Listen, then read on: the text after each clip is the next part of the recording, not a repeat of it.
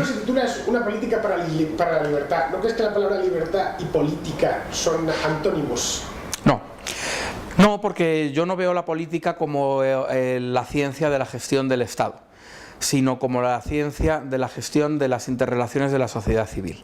Entonces, yo creo que puede haber una política anti-Estado, la política de aquellos que están o que estamos en política para tratar de defendernos del exceso de Estado, para tratar de limitar al Estado a las 4 tareas que en esta fase de la evolución humana todavía no hay más remedio que permitirle que gestione él, y además para preparar el camino para que incluso esas tareas puedan serle devueltas a la sociedad algún día.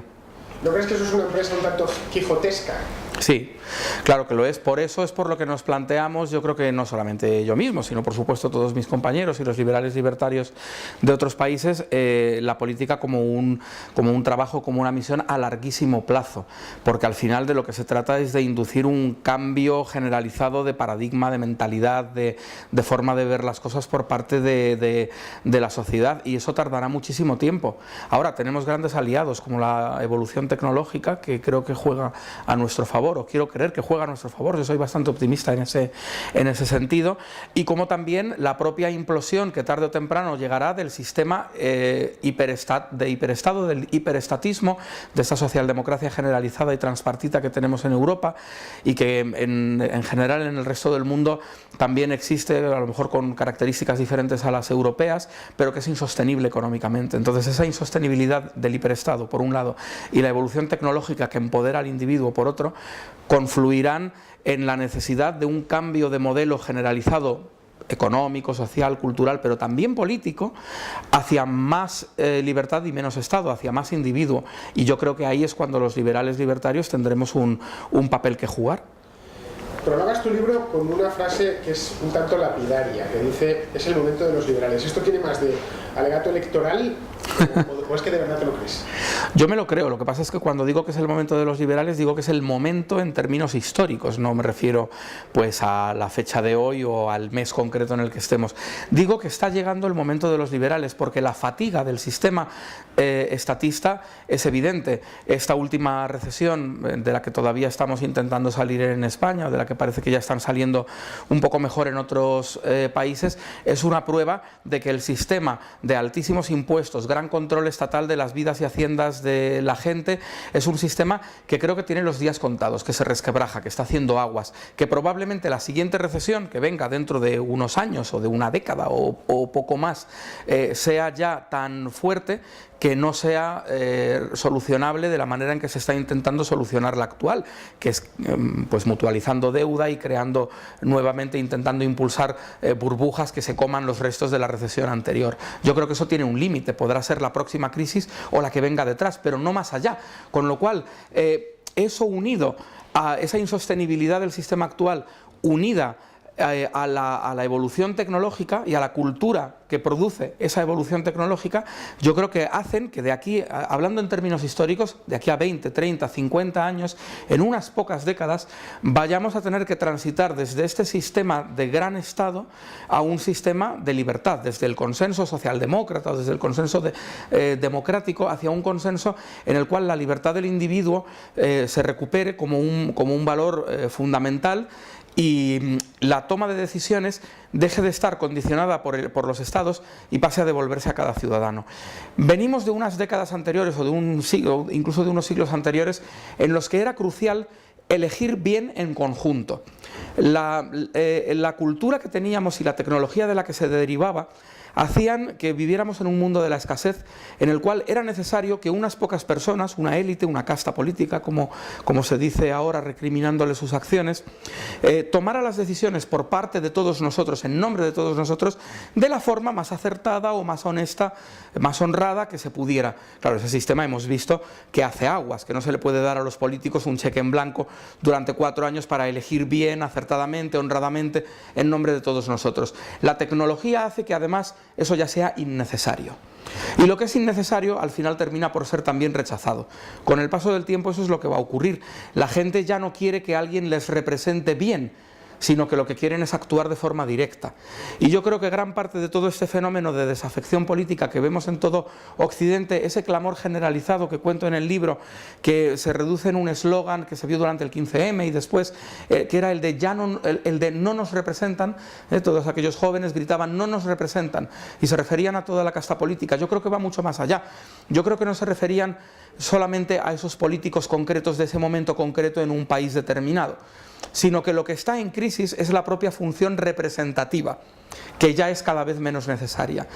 Si vivíamos antes en unas sociedades en las cuales era necesaria la delegación por parte de todos nosotros en favor de unos pocos que gestionaran, eso cada vez es menos necesario. Cada vez hay más situaciones en las que cada uno de nosotros puede actuar de forma directa. Por lo tanto, cada vez es menos necesaria una democracia convertida en una tiranía de las masas, que dé un poder excesivo a una serie de políticos que gobiernen en nombre de todos. Cada vez es menos necesario. Cada vez es más posible el sueño de los liberales de que el Estado, en la medida en que siga siendo necesario que existe, se ocupe de 4 o 5 tareas básicas que por diferentes motivos, incluso logísticos, son indelegables, son imposibles de devolver, a la sociedad civil, y que haga eso y ya está. Y para eso, en realidad, hace falta muy poco Estado y muy poca política. Yo soy de la opinión de que tener la razón no sirve para nada en el largo plazo. En esto me baso en la experiencia histórica, ¿no? ¿Tú crees que es así, que tener la razón sirve para algo? Bueno, hombre, yo creo que aparte de tener la razón es necesario comunicar correctamente las cosas, reunir en torno a tu proyecto a toda la gente posible, es decir, son necesarias otras cosas, no solamente tener la razón. Aparte, al final, la razón también en gran medida es subjetiva, ¿no? Depende de muchas aristas, de muchas maneras de verla por parte de los prismas de muchas personas.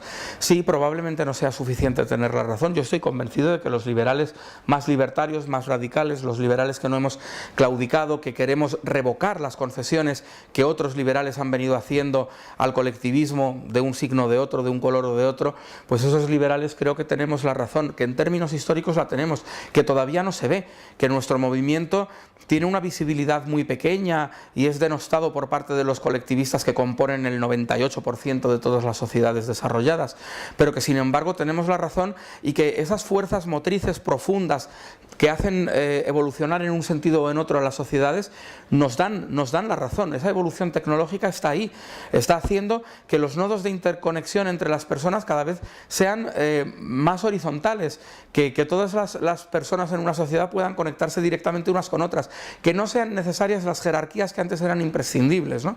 Y vemos cómo en el mundo de los negocios, en la economía, desaparecen muchos nodos intermedios que antes eran de paso obligatorio, de tránsito obligatorio para cualquier acción, y ya no hacen falta. En el mundo de la cultura lo mismo, y pongo 2 ejemplos. En el mundo de los negocios pues hay infinidad de tipologías de negocio basadas en la representación y la delegación, basadas en la pirámide jerárquica. Por ejemplo, la agencia de viajes, el videoclub, son instituciones que ya no hacen ninguna falta y que están desapareciendo. En el mundo de la cultura, pues bueno, las discográficas, por ejemplo, son instituciones que eran nodos de paso, nodos de poder obligatorios. Otro, por ejemplo, que está denostadísimo en todas las encuestas en toda Europa, los medios de comunicación convencionales. Es que a lo mejor ya no hace falta un medio que intermedie, que de ahí viene la palabra, entre los informados y los informadores, por ejemplo, ¿no? Y todo esto es muy interesante, y todo eso que todos los antropólogos actualmente y los sociólogos analizan como que hay un cambio cultural en ciernes importantísimo y lo aplican a los negocios, a la economía, a la cultura. ¿Qué pasa con la política? Bueno, pues es que en la política yo creo que también ocurre, que ese grito de no nos representan va mucho más allá de unos políticos concretos. A lo mejor lo que no está representando, no está sabiendo representar a la gente es el sistema institucional político que nos hemos dado en Occidente, que probablemente esté muy obsoleto y que se le ven todas las carencias, que se ve que la representación en realidad no representa, lo que hace es restar poder, es quitarle el poder a la gente y dárselo a una casta concreta, ¿no? Bueno, vamos a hacer un poco de política ficción, aunque para el caso sería más ciencia ficción. Pongamos por caso que en 2015 o 2016, cuando convoque Rajoy las elecciones, los españoles le dan la mayoría al PP. Una mayoría suficiente para gobernar. ¿Qué es lo primero que haríais? ¿Los primeros 6 meses? ¿Qué es lo que haríais? Probablemente la gran mayoría de las medidas que querríamos llevar adelante requerirían una reforma constitucional. Entonces, seguramente una de las primeras cosas que tendríamos que hacer sería poner en marcha un proceso de reforma constitucional. A partir de ahí, bueno, evidentemente, en cuanto a medidas que directamente se podrían adoptar desde el Ejecutivo, sería una reducción drástica de los impuestos. Por otro lado, sería el iniciar la transición a la reforma del sistema de pensiones para pasar de un sistema de reparto como el que tenemos actualmente, que es una estafa piramidal, a un sistema de capitalización individualizada. Yo creo que en cuanto a medidas económicas estas dos serían las principales, y después, por supuesto, pues nada, empezar en todos los órdenes, en todos los ministerios, a adelgazar el Estado, a empezar a prescindir, empezaríamos por prescindir de todo el personal posible de libre designación. Es decir, que trataríamos de minimizar el personal de libre designación, prácticamente erradicarlo, y a partir de ahí pues pondríamos en marcha un periodo de transición para ir reduciendo las administraciones públicas, su coste, su volumen y su plantilla. O sea que vuestra vocación, la tuya en concreto, es que España es guerrista, ¿no? Que España no la conozca ni la madre que la parió. Sí, esa frase de Alfonso Guerra es bastante acertada en relación con lo que nosotros querríamos hacer. Es lamentable decir que él tuvo razón, que a España no la conoció ni la madre que la había parido después de que pasaron los socialistas por el gobierno. Nosotros creo que tendríamos que hacer algo parecido. Otras transiciones muy importantes que habría que poner en marcha, que claro, no son inmediatas, llevarían probablemente incluso 2 legislaturas o más, algunas de ellas, serían, junto con la de las pensiones, pues la del cheque sanitario, la del cheque escolar, es decir, devolverle a la sociedad civil la prestación de los principales servicios. Cuanto más importantes y más cruciales son unos servicios, razón de más para que sea la sociedad civil quien los gestione, porque lo hará siempre de una forma libre, de una forma pluralista. Cada persona podrá escoger la prestación de los servicios en base a sus propios criterios racionales y a los valores que cada uno tenga. En el caso de la educación, en el caso de la sanidad, pues simplemente a lo mejor dejándose llevar o guiar por la experiencia de otras personas. Todo eso el sistema actual lo prohíbe, obliga a la gente a tener un determinado colegio, un determinado hospital, un determinado médico, y yo creo que eso es una auténtica aberración, ¿no? Y luego, por supuesto, habría que tomar medidas muy importantes en cuanto a las facilidades para crear empresas y por lo tanto para crear empleo. Seguramente ahí ya chocaríamos con algunos preceptos constitucionales que deberían formar parte de esa reforma constitucional, pero uno de ellos claramente sería acabar con la obligatoriedad de la negociación colectiva en las empresas. Creo que sería necesaria una reforma del mercado laboral liberalizándolo completamente. Lo que ha hecho este gobierno pues no sirve absolutamente para nada, haría falta una verdadera liberalización del mercado de trabajo, y en este sentido, por supuesto, sería necesario quitarle poder a los sindicatos. ¿Cómo? Pues tanto a los sindicatos como a las patronales, como a los propios partidos políticos, como a cualquier otro tipo de organización social. Yo creo que no tenemos que subvencionarla o sufragar sus gastos todos los contribuyentes, sino que deben de ser únicamente las personas que creen en esas organizaciones o que coinciden con sus causas las que lo hagan. Y por lo tanto, otra de las primeras medidas del PELIB en esa hipotética llegada del liberalismo libertario al poder sería erradicar las subvenciones a las organizaciones sociales de cualquier índole. Por supuesto, eso debería venir acompañado también con una erradicación similar de las subvenciones a las empresas, ¿no? Es decir, nosotros creemos en un capitalismo real, un capitalismo auténtico, y no un capitalismo de amigotes o un crony capitalism como lo llaman los anglosajones. Creemos en un capitalismo en el cual las empresas crecen y pueden llegar a ser tan grandes, incluso hegemónicas, como la sociedad, como el mercado les haga llegar a ser, pero siempre y cuando no haya ningún tipo de connivencia con el poder político. Entonces esa sería otra de las primeras cuestiones a erradicar, la mezcla, este sistema que tenemos de capitalismo falseado, absolutamente entremezclado entre la casta política y el mundo de la empresa. Y por supuesto en el sector financiero más que en ningún otro, ¿no? ¿Tú eres consciente de que este libro y vosotros mismos sois antisistema, no? Sí, completamente. Somos, incluso lo digo por algún lado en el libro, somos pacíficamente antisistema.